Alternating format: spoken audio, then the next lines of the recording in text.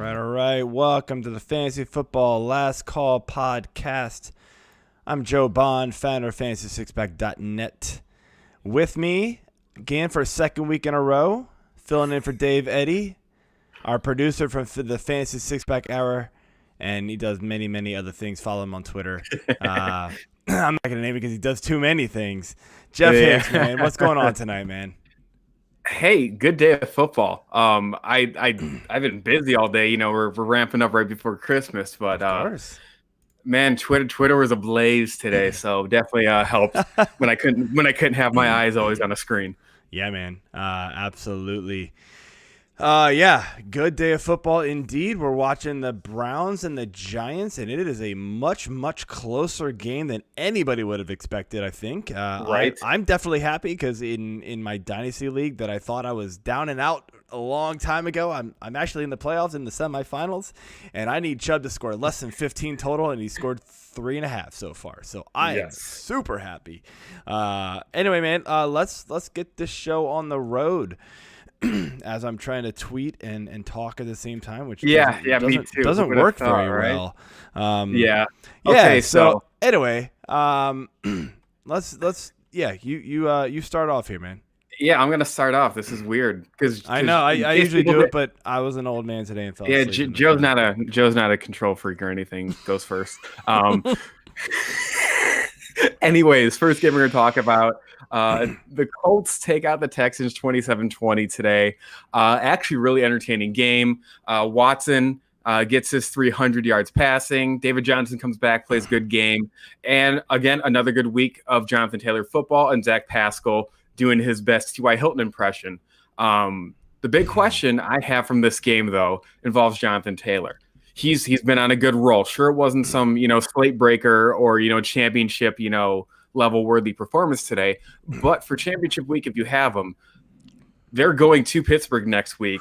And Pittsburgh's had a couple of stinkers on defense. Are you going to play Jonathan Taylor in championship week if you have him? Or do you even recommend it if somebody asks you? You'd have to have a lot of really good options to not play Jonathan Taylor at this point, I think. And honestly, if you're in the finals, you might. But because Jonathan Taylor probably didn't get you here, let's be real. He had a really bad season.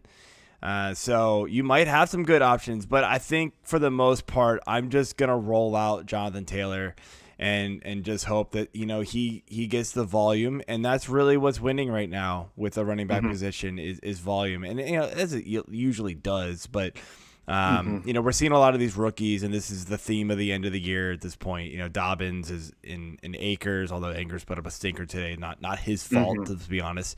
Dobbins and Taylor and Swift, these guys that we really thought were going to be something, are really coming on strong at the end, and I'm going to ride them, all the way to the finish if I have them, most likely. All right, last thing before we move on to the next game. Deshaun Watson, great game. 5 of his receivers had 50-plus yards receiving today. So despite that team sucking out loud, Watson's been great. Next game, Titans roll over the Lions 46-25. Matthew Stafford, good on you, dude. He got pulled late in the game when it was out of hand, according to Coach Darrell Bevel, just because they wanted to save him. DeAndre Swift, 2 touchdowns on the ground today. Ryan Tannehill, Derrick Henry continue to carry the offense. And Corey Davis getting on the scoreboard again, outproducing A.J. Brown. Is Corey Davis the fantasy comeback player of the year, essentially? Because he's been nothing for 4 seasons now. Forever. Yeah. All the Corey Davis truthers are drinking heavy. I told you. Fantasy comeback player of the year? Absolutely, man. I don't really... I can't think of another player that would be comeback player of the year. Obviously, is Alex Smith, NFL guy. That's why I specifically said. When you said fantasy comeback player of the year, I was like, and when you wrote your notes, I just read comeback player of the year. I kind of skipped over the word fantasy because I was being lazy, as I did most of the day. But comeback player of the year, fantasy wise, Davis has got to be it, man. There's no chance. Corey Davis hater here. Have actually used him many, many, many times now in multiple leagues. Shockingly, it took a while, but I finally gave in. All right, next game. This is a beauty. Buccaneers come back on the Falcons 31-27. At one point, this was a 2-score lead for the Falcons. So Tom Brady, Man. buddy. Both quarterbacks in this game go for over 300 and multiple touchdowns. Evan Fournette, at pinch hitting, gets 2 scoring touchdowns as well too, and 3 different pass catchers get touchdowns for the Falcons. I literally my notes, folks, it's just ha ha ha over and over again in capital letters, and the only injury I have is Falcons fans with PTSD. Right? Like this was for the score. It wasn't some like 90-point fantasy game, but for the 58 points that was scored, there was so much fantasy production. I mean, honestly, I'm ready to move on to the next game. I really don't care, dude. All I gotta say is, I literally this is when I dozed off. In the first half of the fantasy analysis, right? Like there, I'm sort of dozing off, right? Like around halftime of this game, Falcons are up big. I just sort of like dozed off for a bit. Woke up halfway through the second half of all these games. I didn't miss much, but I missed enough to where I woke up and I was like, holy hell, the Bucs are now winning. How did this happen? All I can say is Tom Brady just trolls the Falcons. Like, it just doesn't. That had to and be. This was a game that he desperately needed in terms of fantasy as well. He must have, like, all I can think is he planned that. Like, he just wanted to win Twitter today. Yeah. And he did. Anyway, move on. All right. In a game that kind of hurt me in DFS, the Ravens beat the Jaguars 40-14. I went for the reverse stack. A little bit of Gardner Minshew with DJ Chark, and then I sprinkled in more often than not like Mark Andrews and J.K. Dobbins. Playing the reverse. I went with a random Lamar and Gus in one spot. I thought maybe it could hit. I had Lamar in a couple of lineups just because I figured for like the higher price quarterbacks, he'd be the least owned. Yeah, and it worked out pretty well. He worked out pretty well. That said, he ended up going for he had 3 passing touchdowns and another rush. Dobbins, just more of a steadier role, another 16 carries. Hollywood Brown showed up, and then on the opposite end, Gardner Minshew just couldn't find it today. Outside of the wheel route that went to James Robinson for a touchdown, there wasn't anything that stood out from that. No. That said, going into the Robinson Hollywood talk, they both have very interesting matchups. And I want to know, are you going to play James Robinson against the Bears at home, or are you going to play Hollywood Brown at home against the Giants? Obviously, we don't know. James Bradbury's out tonight with COVID, but assuming he isn't, are you going to play either Robinson at home against the Bears or Brown at home against the Giants next week? Again, it's one of those things with Robinson. We've said it many, many weeks on this show, and even on Fantasy Spec Hour. Robinson's one of those guys where they could be losing by 40 points, which they were in this game, it felt like. Almost pretty close. Yes. And they still feed him the ball, and he's involved in the passing game. So he's pretty safe. Hollywood Brown's a guy, I know he's coming on strong, and he's really coming along here really late. He still seems super touchdown dependent on me. Again, it's 6 for 98, but that's against the Jags, man. And I know the Giants, but the Giants, like we said it last week on the, just this past Thursday, the Giants have a sneaky good defense, man. Like I don't know if I trust it. I think it's going to be ground and pound again for the Ravens, and that's what they're going to do more often than not. And so Brown's just super hard to trust. He'd be hard to start. I'm assuming assuming if you're this far, you've got better options than Hollywood Brown. All right. Next game. This game was it hit the under, which I'm cool with, but it's definitely not the prettiest game you're ever going to watch. Dolphins take out the Patriots 22-12, thus eliminating the Patriots from postseason contention for the first time in 19 seasons. Where were you 19 years ago, Joe? Okay. Not at home with 2 kids. So in this game, Cam probably at a bar. Yeah. Jacoby Myers PPR machine today again, despite his fumble. He gets over half of Cam's yards. Tua not good through the air because the 2 rushing touchdowns. And let's be honest, in terms of fantasy, points are points. And Savon Ahmed comes back and blows up. Going into next week, obviously Tua could be more of a streamer or one of those cheaper DFS plays. Do you trust the idea of streaming Tua on the road against Las Vegas next week?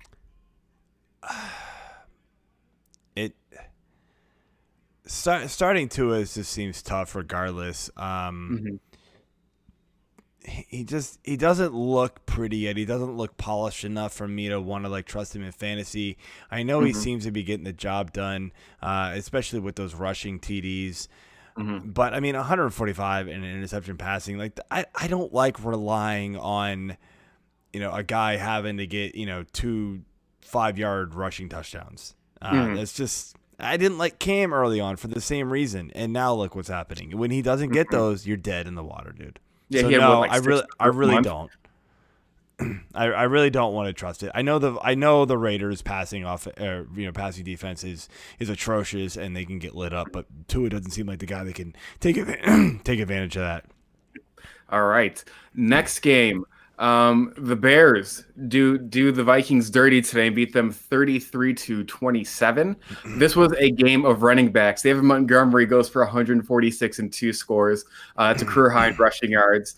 Dalvin cooked all over the place for 132 and a score. And then Justin Jefferson set the rookie record for Minnesota in receptions. He puts up another 104 yards receiving.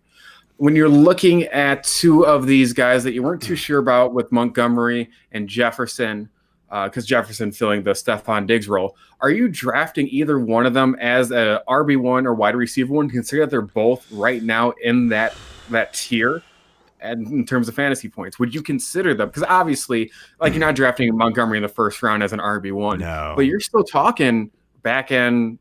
Round 2, early round 3 is where you're going to see at least the 12th running back go. And obviously wide receiver, you're probably thinking more or less the 3rd round as well, too. So do you think that you're drafting those guys below the 4th or above the 4th round? This is a phenomenal question. And when I saw it on the notes, I literally don't know my answer. I didn't know my answer. And I still don't, man. Like, there's a lot to process. There's rookies that come in, so that's going to play a factor. Honestly, I think Jefferson, no, unless Thielen moves on. But I don't see that happening. I know Jefferson's been the better. He looks better. He looks faster. But Thielen still gets so much work there, and this offense still runs through Cook. So trusting Jefferson to do this as a wide receiver 1 next year is hard.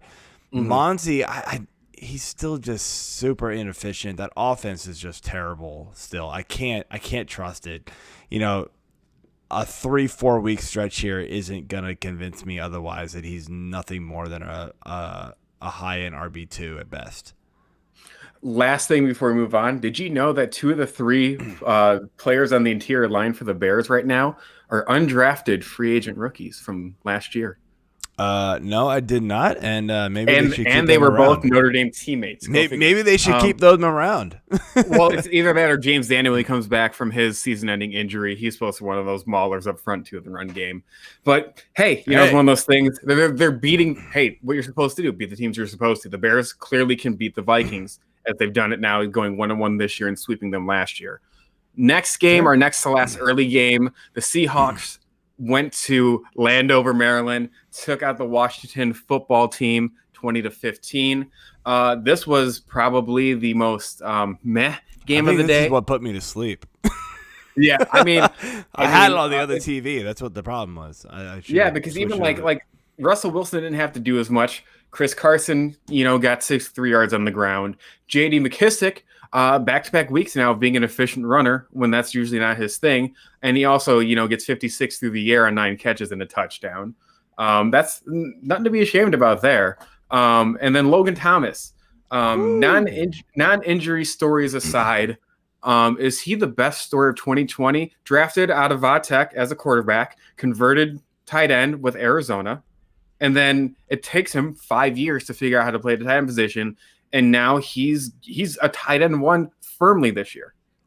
By the way, it's never Va-Tech. ESPN can die for saying that. For what, saying Va-Tech? It's never. Am I saying Va-Tech. that right? Va. Anyway, it's VTech or just VT or Tech. Get it right, guys. Anyway, dude, I did not expect this from Logan Thomas at all. Like, I loved him obviously at Tech for being a quarterback and the games he played there, he was phenomenal.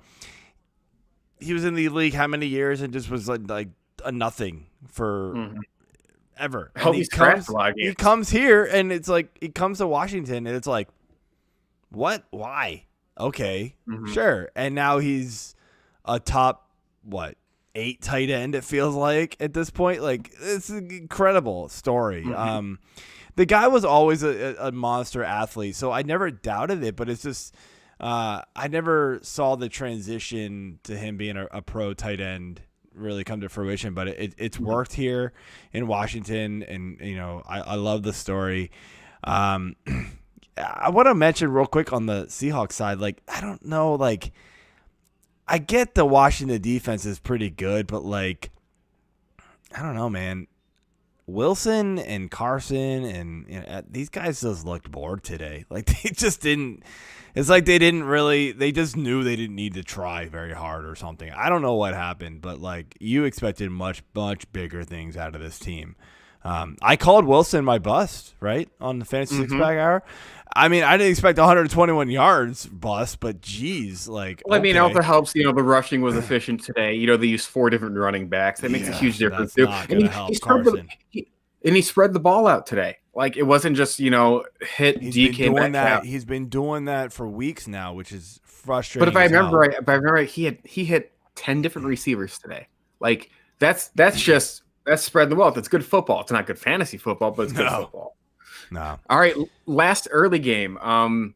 Cowboys take out the 49ers. Another higher scoring game. This one, the big thing, Ezekiel Elliott not playing. Tony Pollard says, let's do this. He gets 130 all-purpose yards here, rushing and receiving with 2 touchdowns on the ground. We did get to see Raheem Mostert play. He left, though, the ankle that he has been dealing with all season hurts. Gave Jeff Wilson a little bit of run. Brandon Ayuk does good. It's just one of those games where another spread the wealth, but there's a lot more performance with it as well, too.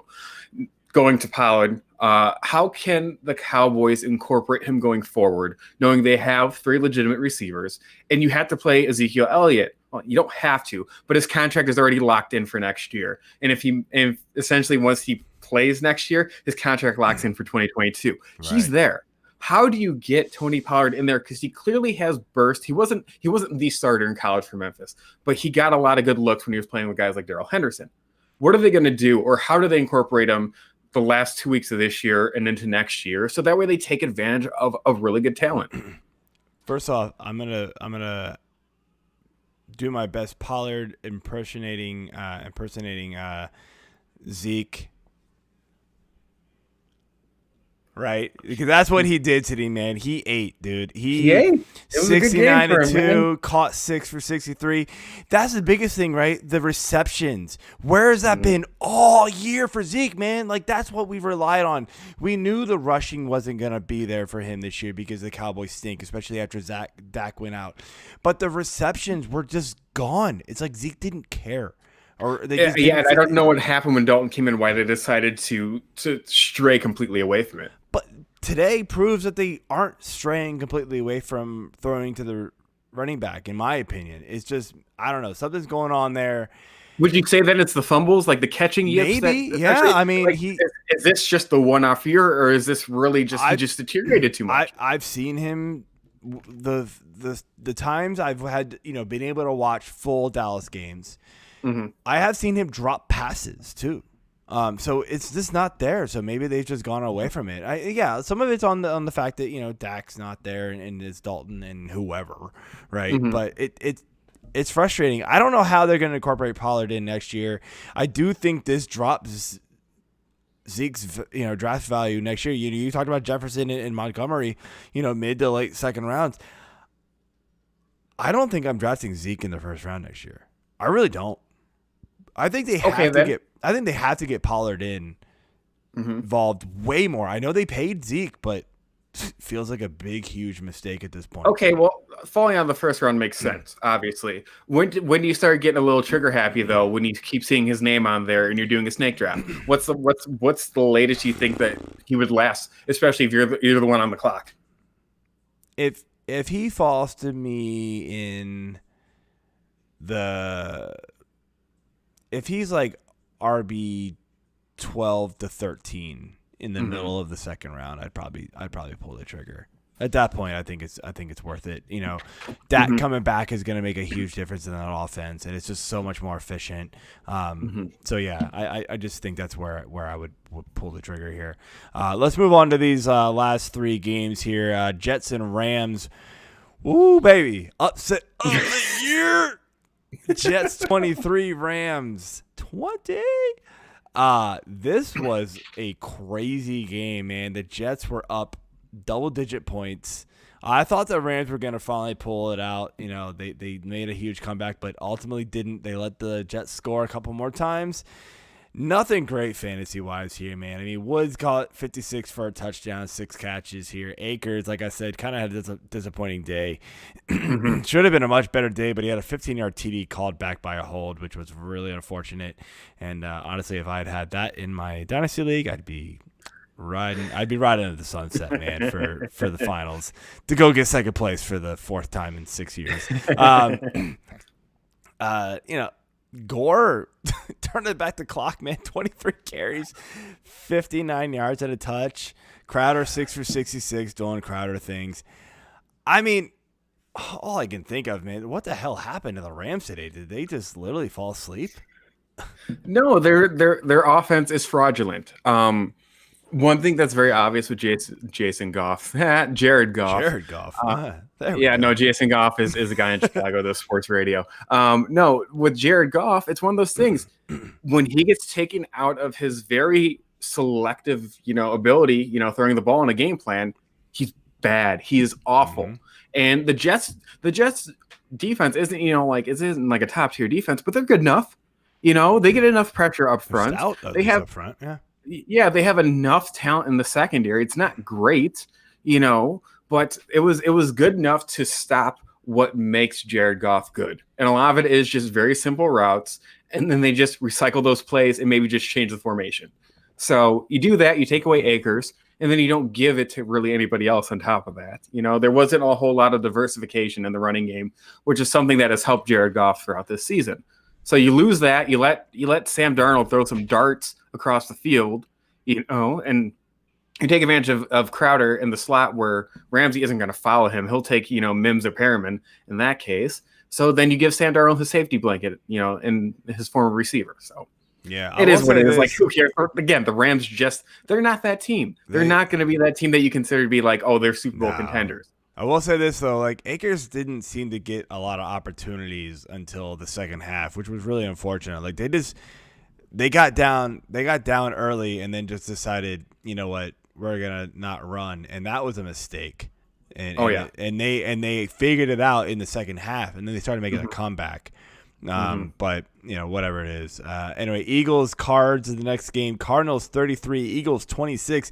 This was a hell of a game, man. Like I thought this was gonna go to overtime. It didn't, unfortunately. Jalen Hurts, not super efficient, 24 for 44, 338 yards, though. You're loving that. 3 passing touchdowns. Whoa. Yup. 63 rushing yards on 11 attempts and another touchdown. So monster fantasy day. Sanders, great, solid day, but not good for fantasy, 17 for 64. Nothing receiver-wise there. Don't worry about that, guys. Kyler Murray, though, the biggest winner of this game, it feels like fantasy-wise, 406 yards, 27 for 36, 3 touchdowns, ran for another 29. Interesting storyline. We'll get back to this one here.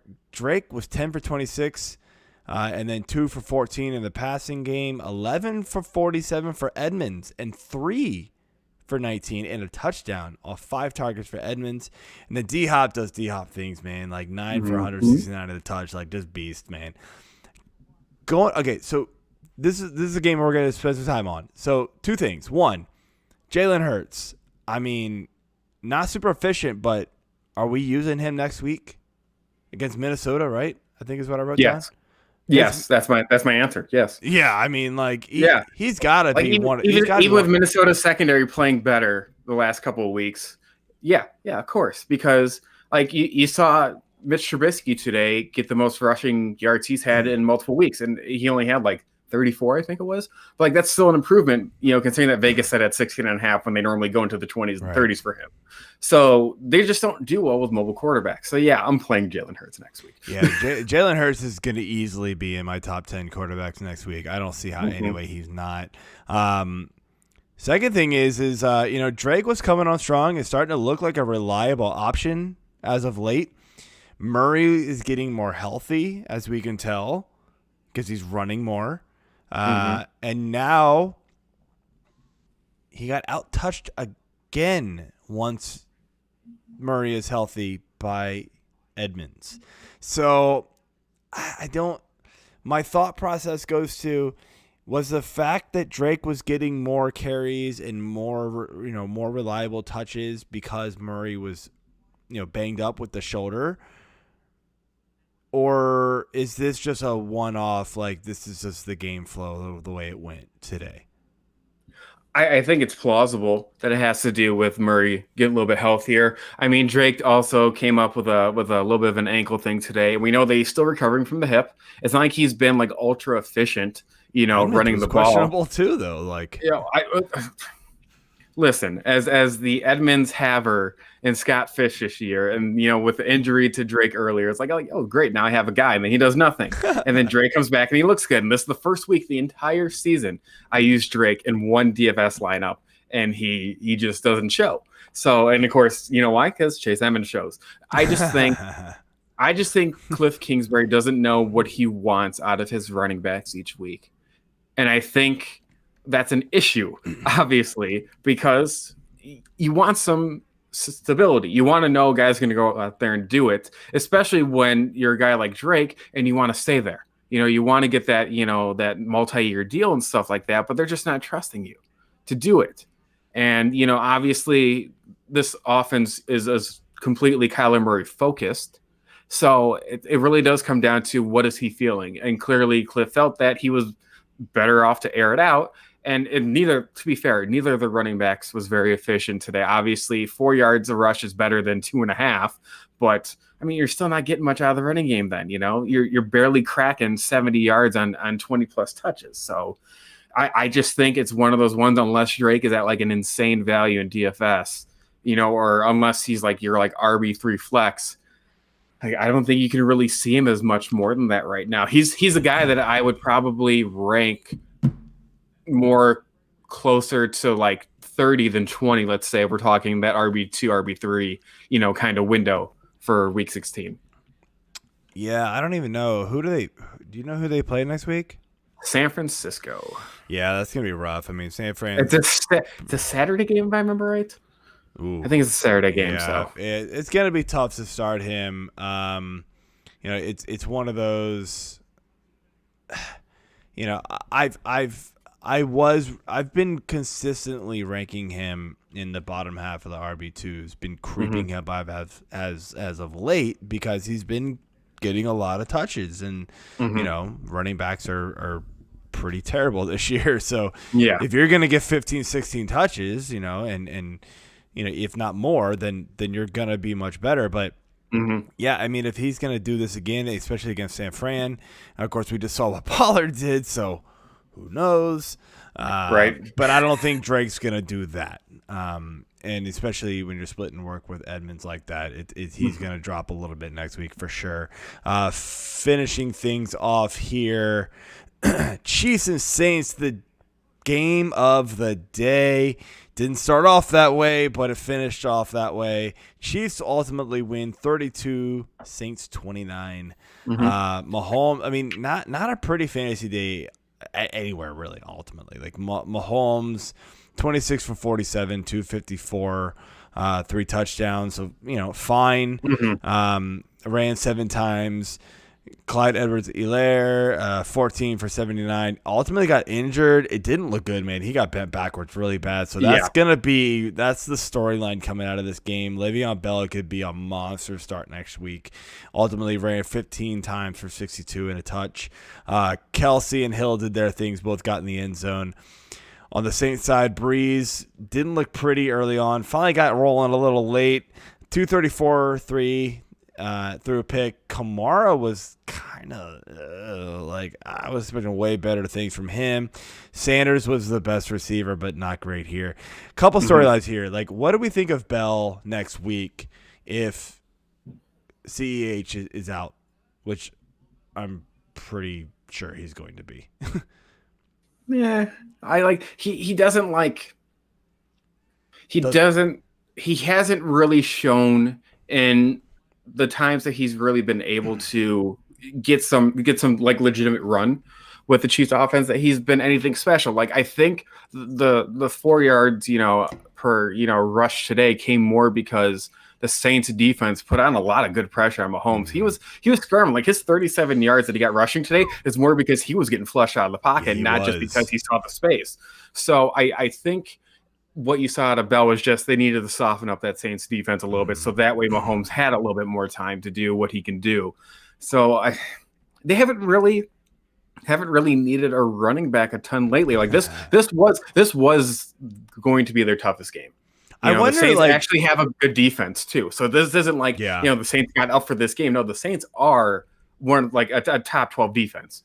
Yeah, I wonder what the Chiefs are going to do in the playoffs. Like, if they got to go somewhere cold where, you can't just pass the ball like crazy like this. No, but I think at least with Bell and Darrell Williams, both of them have the ability to rush 10 times and catch 3 balls out of the backfield. Darrell Williams. But not Damian, but Darrell. I get it. What? But do we actually believe Bell can do it still? Like, I don't know. Like, I don't know if I trust. And that's why I said, I'm not a big fan of it. But it's one of those things. They're just going to have to cycle people. I wonder if they wish they didn't trade Washington to Miami now, because he's been just fine doing that, give me a handful of carries, give me a handful of targets thing, and being productive. So because Darwin Williams, Sky Point, truthers there, they just don't have anything beyond that. And especially if CEH is out, their running back depth is really suspect. Not that he's been awesome anyway, but moving over to the Saints side here. Brees' first game back, I think we're all going to give him a little bit of a pass for starting off kind of rocky here. And no Michael Thomas, so that obviously hurts. Sanders just isn't a wide receiver one anymore, and Traquan Smith is dead. Like, guys, whoever thinks Traquan Smith is going to be a thing, no, it's not happening anymore. And oh my gosh, Chubb is going off in the second half, of course. Chubb doing chubby things. Chubb doing Chubb things. Yep. My lead's getting cut as I'm watching here. Kamara, though, I think we all expected Kamara to get a big boost in value. We talked about it on the Fantasy Spec Hour on Thursday. 11 for 54, only caught 3 passes. Are we hoping for better next week? Or do we think it's going to be better next week? I don't know what to think with this offense anymore. It's not a fantasy friendly offense. It feels like to me. It doesn't help with Brees coming back. He did have one throw to Sanders down the sideline that he had some nice touch on it. He aired a ball out. It was nice to see. I thought Kamara would be better with Brees than him. I think they got to work it in, because he still missed a month. Let's not kid ourselves here. And then Taysom Hill still getting goal line touches. So you got to expect that's that. Not helping anything. So, but I think Kamara's still getting nearly 5 yards a carry. At least with his catches, it wasn't 7 for 25. It was 3 for 40. So I think that we're going to see more of that. And not just Michael Thomas, they're also Deontay Harris too. And he's been more of their field stretcher, or the guy that if you're looking for a good screen option, and just to run with speed and space, he's been that guy. Because, you have Traquan, Devery Henderson, there. And again, Emmanuel Sanders is a nice receiver. There's a reason why they brought him to be the wide receiver too, though. He's not getting any younger. It's not like he's playing with Big Ben or something like that. And it's not like he's, playing with Peyton Manning. So it's just one of those things. I think the bigger thing is Andrews Pete got hurt in that game. That's just one of those teams they can't lose linemen when you already have a quarterback that has 73.5, rib issues. So and that's more the concern going into next week is if he can't look over anybody. Yeah, if he doesn't have that consistency up front that he's been blessed with for however many years in New Orleans, that could be as big of an issue as not having Michael Thomas. Right. All right, well, we are about to hit the start of the fourth quarter of the Browns and the Giants, and the Giants are up. I believe it is 13 to 3. And the Browns are marching in, hopefully not Chubb. Please let me go get my second place finish next week. Anyway, good talking to you, man. That's all we got for the show. Good luck, everybody, for the rest of the week if you need it, and we will talk to you next week. Peace. We'll talk to you pre-Christmas, because I'm not talking to you on Christmas Eve or whatever. No, hell no. We will see you guys on the Fancy Six-Pack Hour either Tuesday or Wednesday. We don't know yet, but we'll figure it out. Peace. Later.